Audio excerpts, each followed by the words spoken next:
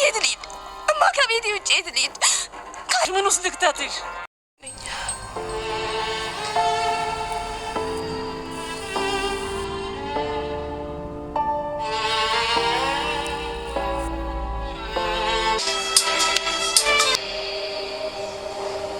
አባቴ እያልሽ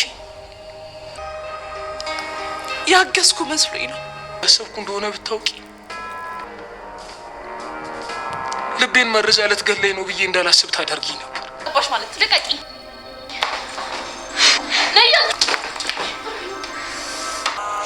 ያምሻል። እኔ አንቺ አንድ ነገር ከምትሆኚ በሞት ይሻለኛል። ምን ላርግሽ ልጄ? ምን ላርግሽ? ገና አይንሽን አይቼ ሳልጠግብሽ ልትሄጂብኝ ነው። ምን ላርግሽ? ቆይ እሺ የት ልሂድ? እማ ከቤቴ ውጭ የት ልሂድ? ምን ውስጥ ልክተትሽ? ግድ የለም ጃቴትም አልሄድም።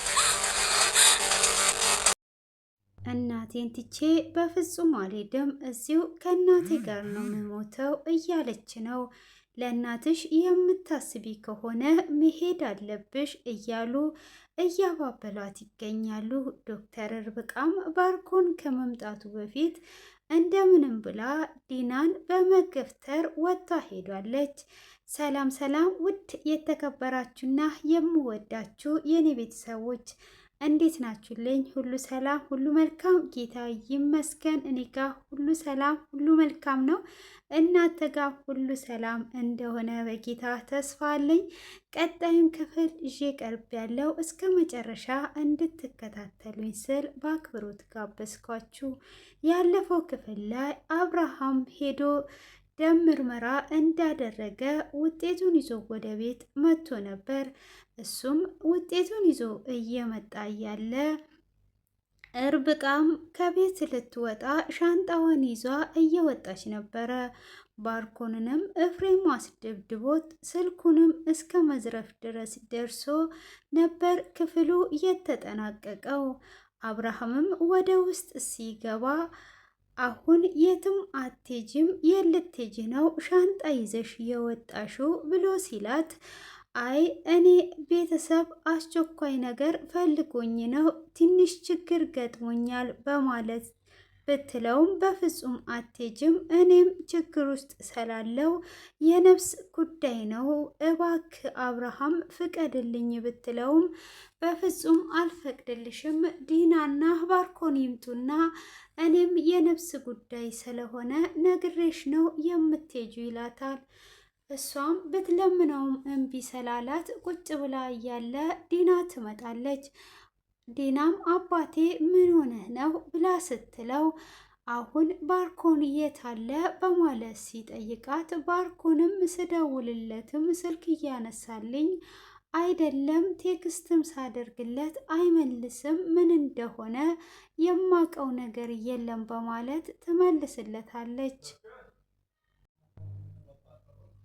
እሷም እንደዛ ብላ ትመልስለት፣ ምርመራ አድርጌ ነበረ፣ ውጤቱን ይዤ መጥቻለሁ። የደም ምርመራ ነበር ያረኩት። ውጤቱም የእንቅልፍ መድኃኒት እንደተሰጠኝ፣ ለዛውም የከፍተኛ ይህንን እያደረገ ሰው ማን ነው? ልብ ድካም እንዲዘኝና በዚህ እንድሞት የልጄ አምላክ ረድቶኝ ነው እንጂ በህይወት አልተርፍም ነበረ። ይህንን ማን ነው ያደረገው? እኔ ምንም ነገር ውሃም ቢሆን ምግብ አንቺ ነሽ የምትመግብኝ፣ ከወንድምሽና ከአንቺ ውጪ ማን አለ እዚህ ቤት? ይሄ ነገር እንዴት ሊከሰት ቻለ? እንድትነግርኝ እፈልጋለሁ በማለት ዲና ላይ ይጮውባታል። ዲናም ማልቀስ ትጀምራለች። ዶክተር ርብቃንም ማን ነው ይሄንን ያደረገው እያለ አብርሃም እየተቆጣ በሚናገርበት ሰዓት ዲና እኔ ነኝ ያደረግኩት በማለትም ትመልስለታለች። እንዴት ነው አንቺ ይሄንን ነገር የምታደርጊው? አባቴ ካላንተ ህይወት የለኝም፣ የኔ ጌታ፣ የኔ ፍቅር እያልሽኝ እንዴትስ ነው ይሄንን ነገር ልታደርግብኝ የቻልሽው? የልብ ድካም ይዞኝ እንድሞት የልጄ አምላክ ባይረዳይ ኖሮ ይሄን ሞቼ ነበር አይደል ወይ? ዛሬ ላይ የቆምኩት የልጄ አምላክ ረድቶኝ ነው። እንዴት ነው ዲና በእኔ ላይ እንደዚህ የምታደርጊው? በማለት ሲጠይቃት አብርሃም አንተ እንዳሰብኩ አይደለም አባቴ አንዴ ስማኝ እያለች እጅግ እያለቀሰች እኔ ላንተ አስቤ ነው እንቅልፍ እምቢ ሲልህና በእንቅልፍ እጦት ስትሰቃይ እኔ ራሴ ነኝ እየሰጠውክ ብላ ትለዋለች።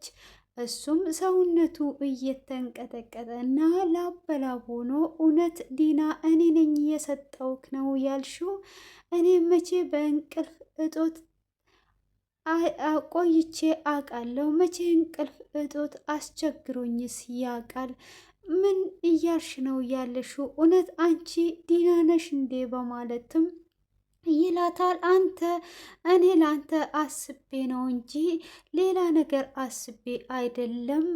እንዴት አንተን ልጎዳ አስባለሁ? እንደዛ ብለህ ካሰብክ ተሳስተሃል። እኔ በፍጹም አንተን ልጎዳ አልችልም። እኔ እወድሃለሁ፣ አፈቅርሃለሁ። እንዴትስ እንደዚህ ልጎዳ እችላለሁ? በማለትም ትመልስለታለች። አብርሃምም እኔም ከልቤ እወድሻለሁ፣ ግን ስለ ሚስቴ አንዲትም ነገር የማውቀው ነገር የለም።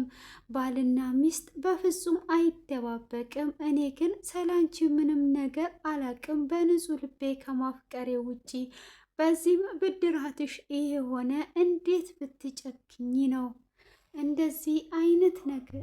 እንዴት ዲና፣ እንዴት ብጨክኝ ነው እንደዚህ የምታደርጊው? በማለትም እጅግ ሲያፋጥጣት፣ እሱም ብታምነኝም ባታምነኝም እኔ ላንተ ብዬ ነው፣ እንዴት አንተን ልጎዳ ብለ ታስባለ? በማለትም ስትለውም በቃ አሁን ንጹህ ልቤን ላንቺ ልሰጥሽ አልችልም በማለት አብርሃምም እጅግ እየተናደደ ወደ ሳቤላ ጋር ይሄዳል። ሳቤላንም ግንባሯን ስሞ ቁጭ ሲል ሳቤላም አይኖቹን እያየችው አባዬ ምን ሆነ ነው በማለት ትጠይቀዋለች። እሱም ልጄ ደህና ነኝ ምንም አታስቢ እያላት ይገኛል። ዶክተር ርብቃም እንግዲህ አብርሃም ወደ ፎቅ ወደ ሳቤላ ጋር እንደሄደ ኤፍሬም እየጠበቃት ስለሆነ ልትወጣ ስትል ዲናም ኔ ተመለሺ የት ነው የምትሄጂው ብላ ብትይዛትም አንቺ ምን አገባሽ? ምንም አያገባሽም በማለት ዲናንም በመገፍተር ጥላት ትሄዳለች። ጥላትም እንደሄደች ኤፍሬምን ታገኘዋለች። እጅግ ደስ ብሎኛል ዛሬ ተገናኘን በማለትም ደስታዋንም እየነገረችው ስልኩንም እንደተቀበለውና አሁን እሱስ ተጎድቷል ወይ ብላ ስትጠይቀው ምንም ብዙ አልጎዱትም፣ ትንሽ ጉንጩን ነው እንጂ ስልኩን ለመቀበል ያህል እኔ መሆኔን በፍጹም አይጠራጠርም፣ ቪዲዮዎቹንም እንዳለ አጥፍቻለሁ በማለትም ይላታል። እሷም እጅግ ደስ ብሎኛል በማለትም ግን ለምን ዘገየሽ ብሎ ሲጠይቃት የዘገየሁበትም ልክ ልወጣ ስል አብርሃም መጣ። አብርሃምም እንደመጣ አትሄጂም አለኝ። ውጤቱን እንዳይ ስለፈለገ ነው። ዲናንም እንግዲህ አፋጦ ሲይዛት የምትለው ነገር ግራ ሲገባት ለአንተ ብዬ ነው ብላ አለችው። እሱም አልተቀበላትም፣ ግን እንደምንም ብላ ማሳመኗ አይቀርም። አሁንም ሳቤላና አብርሃም እጅግ እያሳዘኑኝ ነው በማለትም እነሱን እስር ቤት እስክከታቸው ድረስ በፍጹም አልተውም እያለችም ትገኛለች። እንግዲህ ንጹም ከዚህም በፊት ያጠፋችው ወንጀል ስለነበረ እነሱም ቡና አፍልታ እናቷን እየጠበቀች ባለችበት ታናሽ እህቷም ግቢ ውስጥ ነበረች። ሆኖም ወደ ውጪ ስትወጣ የቁልጭም እናት መታ ቡራኪም ያመጣችውን ሰታቸው ቡና ሊጠጡ ሲሉ የቁልጭ እህትም ቁልጭን እየፈለጉ የንጹህ እህትም ንጹህን እየፈለጓት ነው። እማዬ ቶሎ ከዚህ መሄድ አለባት፣ እኔ መሞት አልፈልግም፣ ቶሎ ሂጂልኝ፣ ሰበብ አትሁኝብን፣ ከዚህ ጋር ሂጂ በማለት ንጹህን እጅግ ትናገራታለች። እናቷም እንዴት ነው እህትሽን እንደዚህ የምትናገሪያት? እህትሽ የት እንድትሄድልሽ ፈለግሽ? በማለት የንጹህ እናትም ሚጣን በጥፊ ትመታታለች። እሷም እንዴት ነው ለእኔ የማታዝኙ? እኔ በእሷ ሰበብ መሞት አልፈልግም፣ መኖር ነው የምፈልገው። እሷ እዚህ ጋር ካለው ካኮሰች በኋላ እኛን ትቷ ነው የምትሄደው በማለትም ስትናገር ልጄንማ እኔ እያለው በፍጹም እንዲነኩብኝ ጫፏን እንዲነኩብኝ አልፈልግም። እሷን ከመንካታቸው በፊት እኔን ገለውኝ እንጂ ልጄን እንዲነኩ በፍጹም አልፈልግም እያለች ልጄ የትም አትሄጂም ምንም አትሆኝም ስትል ንጹም እያለቀሰች ነበረ። እሷም እያለቀሰች በነበረበት ሰዓት እናትየውም ግራ በገባቸው ሰዓት የባርኮን የላከው ልጅ ይመጣል። ልጄ እባክህን የተዋወቅ ነው ለመልካም ነው፣ ልጄን አትርፍልኝ፣ ልጄን አድንልኝ እባክህ በማለት የንጹም እናት መማፀን ይጀምራሉ። እሱም ምን ሆናችሁ ነው ማዘር፣ ምን ገጥሟችሁ ነው ንገሩኝ በማለት ሲላት አይ ልጄን ሊወስዱብኝ ነው፣ ልጄን ሊገሉብኝ ነው፣ ልጄን ደብቅልኝ፣ ልጄን አስጥልልኝ ትለዋለች። እሱም ሌላ መደበቂያ ቦታ የላችሁም ወይ ብሎ ሲል ቆይ እስቲ ትልና እህቷ ጋር ደውላ እህቴ ልጄን ሊገሉብኝ ነው እህቴ ብላ ስትላት ወደ እኔ ትምጣ ትላታለች። እሷም ንጹህ በዛው እኔ የትም አልሄድም፣ እሷ እዚህ ከተማ አይደለች ወይ? የትም መሄድ አልፈለግም፣ አክስቴንም እዚህ ነገር ውስጥ እንዴት ታስገቢያታለሽ? በማለት ስትል ግዴታ ነው መሄድ አለብሽ ብላ ትላታለች። ከዛም በችግር ተዋርሬ መጣው፣ እዚህም ስመጣ ችግር ነው፣ እኔ አንቺን ትቼ በፍጹም አልሄድም ብላ ስትል እናንተ ሁለታችሁም ሂዱ፣ እነሱ ያስመልጧቸዋል፣ እኔ ደግሞ ከኋላችሁ ተከትዬ እመጣለሁ በማለትም ስትል ንጹህ በመጀመሪያ ትሄዳለች። እኩል ቦታም እንደደረሰች እኔ እናቴን ትቼ በፍጹም አልሄድም፣ እናቴ ፊት እሞታታለሁ እንጂ እናቴን ትቼማ አልሄድም ስትል የባርኮንም ጠባቂ መሄድ አለብሽ፣ እናትሽ አደራ ሰጥቷኛለች፣ እናትሽ እስካለች ድረስ ለእናትሽ ስትይ ማምለጥና መሄድ አለብሽ ብሎ እጇን ሲይዛት ቁልጭ ደግሞ አንተ ማነ? እውነቷን ነው፣ እናቷን ትቷ መሄድ የለባትም፣ እኔም ብሆን ይሄንን ነው የማደርገው በማለትም ይለዋል። እሱም የቁልጭን እጅ በመያዙ የንጹህን እጅ በመያዙ ቁልጭ እጅግ ይናደድና እንቅ አድርጎ ይይዘዋል። ንጹም ባካችሁን እርስ በራስ አትጣሉ ይበቃችኋል በማለትም እጅግ እያለቀሰች ትጮዋለች። እኔ ወዴትስ ነው መሄድ ያለብኝ? በፍጹም መሄድ የለብኝም ብላም ትወስናለች። ቁልጭም እንግዲህ አዎ መሄድ የለባትም በማለት እያለ ይገኛል። እንግዲህ እዚህ ጋር ደግሞ ቤቲ እየደወለች ኤፍሬምን እያስቸገረችው ነው። እጅግ ብዙ ጊዜ ስትደውልለትም ዶክተር ርብቃ አንሳላት እንጂ ብላ ስትል ቆይ አሁን አላነሳላትም ብሎ ነበረ እና አሁን ቀጣይ ምንድን ነው የምናደርገው በማለትም ሲጠይቃት እግዚአብሔር ይመስገን አሁን አንድ ላይ ሆነን ቀጣይ እርምጃችንንም ማሰብ ጀምረናል። አሁን የቀጣይ እርምጃችን ለአባዬ እኔና አንተ እንደምንጋባ እንነግረዋለን ዛሬም ቢሆን በማለትም ትነግረዋለች። አይ እኔ ቤት ዛሬ ሄደሽ ረፍት ታደርጊና ከዛም በኋላ ከገጠር እንዳልተመለሽና ከነባርኮን ቤት እንዳልወጣሽ ቤትም እንድታቅ እኔ ቤት ትሄጃለሽ ይላታል። እሷም እሺ ግን ከዛም በፊት አንድ ጉዳይ ማሳካት አለብኝ በማለት ትለዋለች። እሱም ብር ያስፈልገኛል፣ ብር እንድታወጣልኝ እፈልጋለሁ ስትለው ኤፍሬምን ብሩ ስለሌለ እጅግ ይደነግጣል።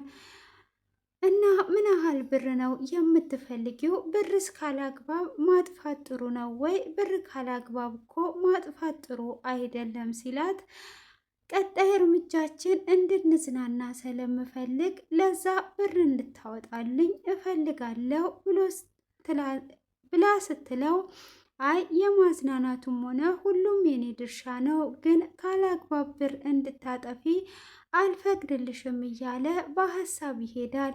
ይሄ ብር ቢኖረኝ ኖሮ ከባርኮን ጋር እንዴት እዚህ ግብግብ ውስጥስ እገባ ነበረ በማለትም ካሰበ በኋላ በዚህ ሰዓት የምታዋጣኝ ቤቲ ናት፣ ስለዚህ እሷን መያዝ አለብኝ በማለትም በሀሳብ ይሄዳል። ምነው እፊ በሀሳብ ይሄዳል ስትለው አይ በቃ ምን ያህል ብር ነው የምትፈልጊው ብሎ ሲላት 100,000 ብር እፈልጋለሁ ትለዋለች። ሲላት 150 ካልሆነም 200,000 ብር አውጣልኝ በማለት ስትለው እጅግ ይደነግጣል። በዛው መካከል ቤቲ ትደውላለች። መጀመሪያ ላይ አላነሳላትም ያለው አሁን ማንሳት አለብኝ ብሎ ሲላት እሺ አንሳላት፣ ግን ላውን ላይ እንድታደርግ እፈልጋለሁ በማለትም ላውን ላይ ታስደርገዋለች። ላውን ላይም ካደረገ በኋላ በቃ እመጣለሁ ምንድነው ለምንድነው እያላት አሁን እኛ ካፌ ጋር እኛ ቤት ፊት ለፊት ያለው ካፌ ጋር እጠብቅሻለሁ የሆነ ነገር ገጥሞኝ ነበር ይላታል። ዶክተር ርብቃንም አሁን እሷ ሳትመጣ ከዚህ መሄድ አለብሽ፣ እኔ ሁሉንም ነገር አስተካክላለሁ ይላታል። እሷም ከመጣች በኋላ ለምንድን ነው ስልክስ ያላነሳብኝ ትጫወትብኛለህ አይደል ወይ ብሎ ሲላት ችግር ገጥሞኝ ነው ነግሬሽ የለ ወይ ብር ያስፈልገኛል ለዛ ነው ሲላት ካዲያ ብሩን ምን ችግር አለ? ብሩ ከሆነ እውነት ለዛ ችግር ከሆነ ምንም ችግር የለውም። እንደነገርኩ ፍቅረኛ ማን እንደሆነች ትነግረኛለህ፣ እጅ በእጅ እንሰጣጣለን ብላ ትለዋለች። ግን ብሩ ለሌላ ጉዳይ የተቀመጠ ብር ስለሆነ ያንን ብር እንድትሰጠኝ እፈልጋለሁ ቶሎ ብለ ስትለው የተወሰነ ቀናት ትሰጭኛለሽ እሰጥሻለሁ ይላታል። እነሱም እሱ ፍቅረኛውን ሊነግራት እሷም ደግሞ ብሩን ልትሰጣ ይስማማሉ። እንግዲህ ዶክተር ርብቃም ወደ እሱ ቤት ሄዷለች። ሆኖም ዶክተር ርብቃ እንግዲህ እስከ መጨረሻው ድረስ ከነ አብርሃም ጋራ እንደምትሆን ቃል እየገባች ነው። ለራሷ ዶክተር ነኝ እነሱን ማትረፍና ማዳን ግዴታዬ ነው እያለች ነው። እንግዲህ ባርኮንም እዛው መንገድ ላይ እንደተዘረጋ ቀርቷል። ዲናም እንግዲህ ስልክ እየደወለችም ልታገኘው በፍጹም አልቻለችም። የት ነው ያለው? እውነት በውሸት የሆነ ቦታ ሆነ እንደዚህ እየተጫወትክብኝ ከሆነ እገልሃለሁ እያለች ቴክስትም ብታደርግ ስልኩ ሊመለስ አልቻለም። የሱ ጓደኞች ጋም እየደወለች ባርኮን የት ነው ያለው? እኔ የባርኮን እህት ነኝ። ባርኮንን ላገኘው አልቻልኩም፣ እስቲ ፈልገው ብላ ትላለች። ባርኮንን ማን ደፍሮ ይነካዋል? ምንም ነገር የሚሆነው ነገር ስለሌለ ምንም አታስቢ፣ ያለውን ነገርም አሳውቅሻለሁ እያላት ይገኛል። እሷም ውጪም ቤት ብትለው ልታገኘው በፍጹም አልቻለችም። አብርሃም እንግዲህ ሳቤላን ምንድን ነው ግን ከኔ ደብቀሽ የሚያስጨንቅሽ ነገር ያለው? ለእኔ ለአባትሽ ምንም ነገር አትደብቂኝ ብሎ ሲላት ስታስታውስ ባርኮን ከዚህም በፊት ምንም ነገር እንዳትናገሪ፣ አባትሽ በሕይወት እንዲቆይልሽ ከፈለሽ ምንም አይነት ነገር እንዳትናገሪ፣ ብትናገሪ አባትሽን እገለዋለሁ ብሎ አስፈራርቷት ነበር። ዲናም ይሄ ምላስሽን የምታወሪበትን እቆርጥሻለሁ ያለቻትን ሁሉ ታስታውስና አይ ምንም ነገር እየደበኩ ነገር የለም፣ ከተናገርኩኝ አባቴን ይገሉብኛል ብላ ታስባለች። እሱም በቃ ምንም ነገር እንዳታስቢ፣ ሽርሽርም ይዤሽ ይሄዳለሁ፣ ደህናም ሐኪም ቤት እዛ አሳክምሻለሁ የኔ ውድ እያላት ልጁንም እያስደሰታት ይገኛል። ሆኖም ስዕልም ውጪ ላይ እየሳሉ እሱም በሀሳብ እጅግ እየተገረመ ከሳቤላ ጋም እየሳለ ይገኛል። ንጹም በዛ አይነት ሁኔታ ውስጥ ትገኛለች።